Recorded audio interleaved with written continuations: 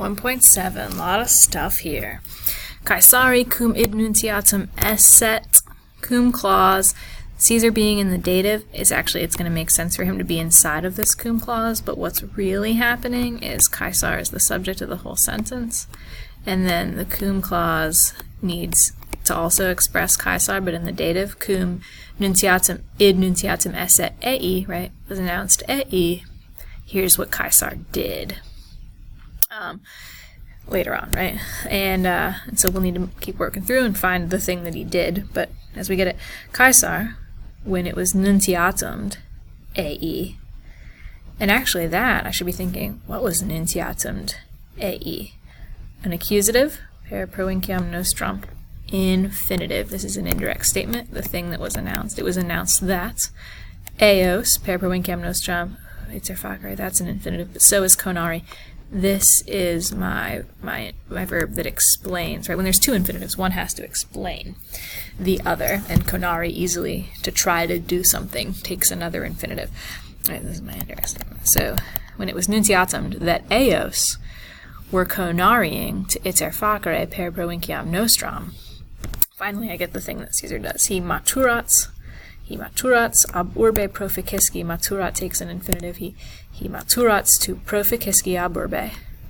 And, quam maximis potest itineribus in Gallia Multeriorum, and he contendits into Gallia Multeriorum, quam maximis potest itineribus, ablative, with a couple of things. It's a quam plus the superlative kind of ablative, with a potest thrown in. A magnum iter is a forced march, literally a long journey, but a forced march in this context where he makes the soldiers walk a long distance in one day. And so this is ablative by means of the longest, like the biggest forced marches possible, so the longest or largest or greatest forced marches potest possible, and quam plus the superlative is already showing us that it's the greatest possible, and the potest is just kind of extra possible, but that's the structure here. By means of the greatest itineribus possible, he contendits in Gallia Multeriorum, et ad Gennavam pervenet, and he pervenits ad Gennavam. And on the map is right here. Okay.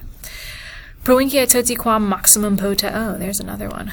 Quam maximum potest militum numerum, he imperats.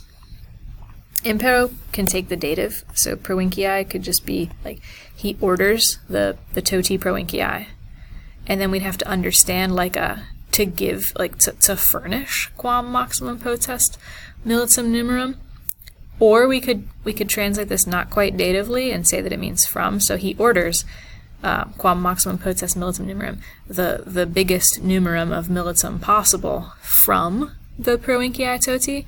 Right? He's mustering more troops, and this is where he explains to us why, right? Parenthetically, like, erat, there was omnino in Gallia Ulteriore, which is where he is, right? Legio una, right? There was just una. And so he needs more, right? So he imperats the provinciae toti to furnish him, or he imperats the maximum numerum from the provinciae toti. Okay. Pontem nu object qui erat hu. My relative clause can't just be qui erat. Erat is a linking verb, so I am going to take the next thing with it, but I do have to cut it off before I get to eubet, because I can't have two verbs inside my relative clause, so there's my relative clause, and then I continue the main sentence. The pontem, he eubets the pontem. Eubet takes a complementary infinitive, lots of complementary infinitives here. He eubets the pontem, qui erat ad Gennavam, to be passive infinitive, rescindit. Cool.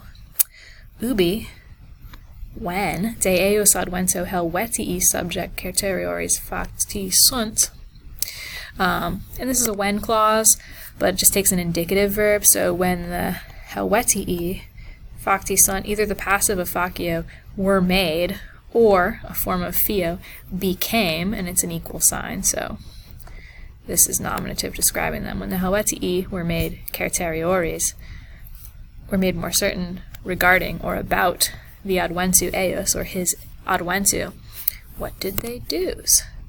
So when that happens, they legatos ad eum mittunt, right? They send legatos ad eum, Ooh, what kind of legatos? Nobilissimos civitatis legatos.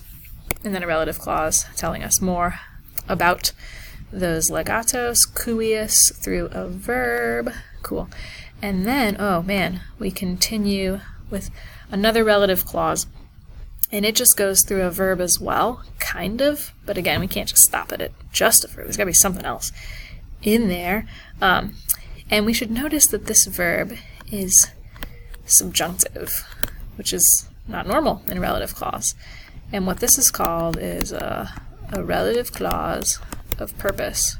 We're going to see when we translate that it is a relative clause because it's qui, but it's also telling us like why they mitunt the legatos. So we could say who would decorrent, or we could translate it as they mitunt legatos to decorrent, right? So it's part relative clause, but it's also expressing purpose. So to decorrent, to say, and I'm like, to say what? I'm looking for, and I find it, to say that, oh, there's an infinitive, right? And I don't see an accusative, but this is an indirect statement. Right? To say, or who would say that, indirect statement. Sibi esse in animo. Literally, for them, there was in mind. Also, since we call this the dative of possession, and we can translate it as the literal. For them, there was in mind, or that they had in mind to do what? Complementary infinitive. To facere in iter per provinciam, sine ullo maleficio. End indirect statement, and end relative clause. Then we get a because clause. Propterea quod, because aliud iter haberent, they haberented nullum aliud iter. And then I'm like, that should be done. But I get another infinitive, and then an ut clause through a subjunctive verb. That's normal. I'm like, why is this an infinitive all by itself? The reason this was a colon and not a period, I'm actually continuing or picking up my indirect statement again, starting a new one based on decorrent. Right, so who would decorrent that sibi esse in animo, and who would decorrent that they were rogareing. And really the accusative that's missing is a se, right? Legatos, to decorrent that they were rogareing, same time. They were asking, they were requesting, and then this ut clause, since I have a verb of requesting, is an indirect statement. Who would decorrent that they were rogareing, asking that. Eius voluntate, ablative, genitive goes with it. Id sibi facere liceat, there's my verb, that it be liceated sibi to facere id eius voluntate, with his permission, right? They're asking permission. Okay?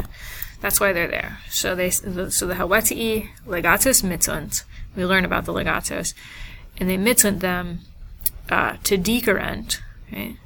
That we come in peace, and we have nullum aliud iter, and we're asking that it be liceated for us to do this. We get Caesar's response. Caesar, a because clause, a little causal clause here. Quod memoria teneba. Oop. What happened? Where'd it go? No? Come back. Okay. Because he was holding in memory, he remembered, and I'm like, he remembered what? He remembered accusative, infinitive. He remembered that, and we get an indirect statement after he memoria tenebat. That lucium cassium consulum ocisum, that's a secretly hiding infinitive, ocisum esse, and exercitum eas ab helvetiis pulsum esse, and subjugum misum esse, forms of sum are often left out, so we find them. He memoria tenebat that this guy, ocisum esse, and his exercitum pulsum esse, and subjugum misum esse. Okay, and indirect statement. There's a comma there kind of showing me that. Concedendum non putabat. My main clause, oops, where's my draw menu? My main clause is just Caesar, concedendum non putabat. So Caesar was not putabating. And then actually, this is another indirect statement, a separate one. He was known putabating that it should be concedendum. Just like Carthago delenda est, if I'm thinking it, I get delendam esse, right? In an indirect statement, I think that Carthaganum delendam esse. Caesar was not putabating that this should be concedendum. This should be concedoed. Because of all that. Neque and neques connect like things, so he wasn't here. He was putabating that this should not be concedendum. And what else was he doing? Homines, and he was existimabating, another thinking verb. So it should set me up for another indirect statement, and it's in here somewhere. He was thinking that homines with inimico animo ablative. Ablative absolute. Data facultate per provinciam itineris faciendi. Long ablative absolute. This was my accusative. This is my infinitive. Temperaturos with a hidden esse. So a little tricky. So and he was judging that homines with an inimico animo, with the chance given of gerundive of faciendi-ing an iter through the pervinciam, that those homines would not temperaturos esse from injuria and maleficio. They're going to be bad. New sentence. Tamen ut spatium intercedere posset. Ut clause. Doom clause. Doom milites. Relative clause. Quos imperaverat. Convenierent.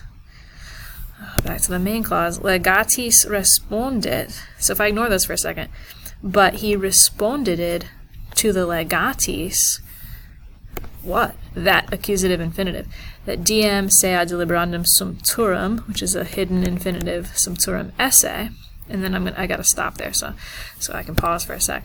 But he responded to the legatis that, here's what he responded, that he would sumpturum a diem for this gerund, to deliberandum, or for deliberanduming, right?